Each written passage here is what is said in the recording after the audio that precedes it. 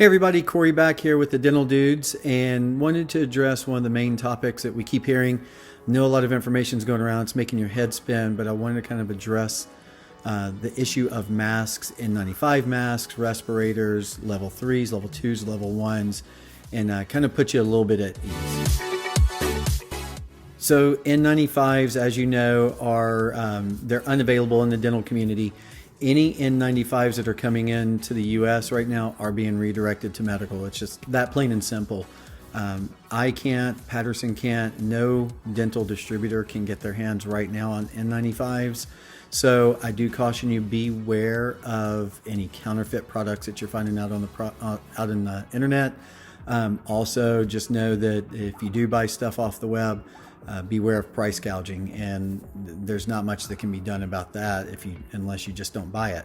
KN95 masks, those are produced over in China. There's no real regulations in the US on those right now.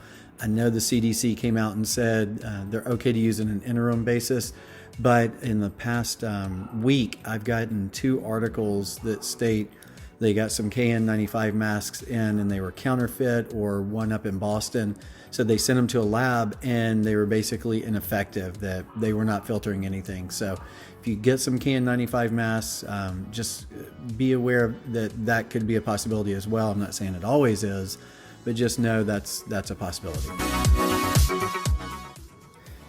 Now, in the absence of N95 masks, the CDC and the ADA have said that a level 3 mask with a face shield is acceptable.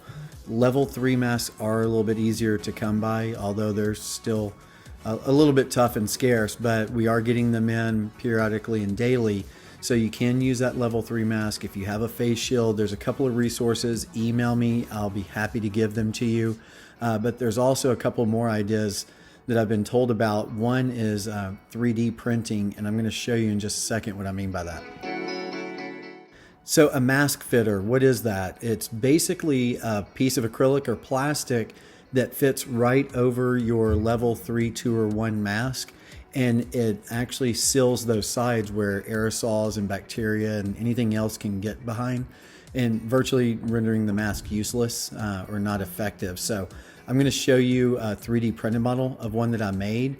If you have a 3D printer, it's easy. I can send you the file, and I want to thank my buddy Dr. Rory Sprouse, who shared it with me, and I was able to go ahead and print out one for you, and I'm going to show you in just a second. So I was sent a file yesterday, and I'm going to give a go at trying to print out a mask fitter, so it'll make your level 3s fit a little more snug. Not quite an N95 style, but it'll close some of those gaps around the side. So I've got about I don't know, a little over or a little under 2 hours remaining, so I'll keep you posted and I'll show you the results. So here's what we have so far. As you can see, it came out pretty good.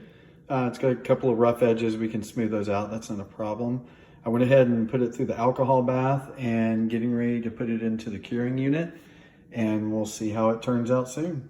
Here's our finished product. You can see here's the nose piece. It fits right over here, just like this. And then I'd obviously have my mask underneath. And you notice too, it's got the little hooks here. I've got to take a burr or something and just kind of smooth it out a little bit more.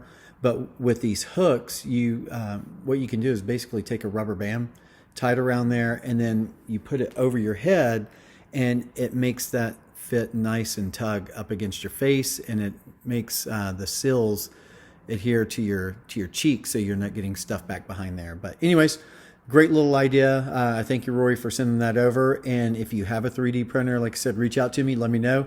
Happy to share the STL file with you, and you can start printing these out.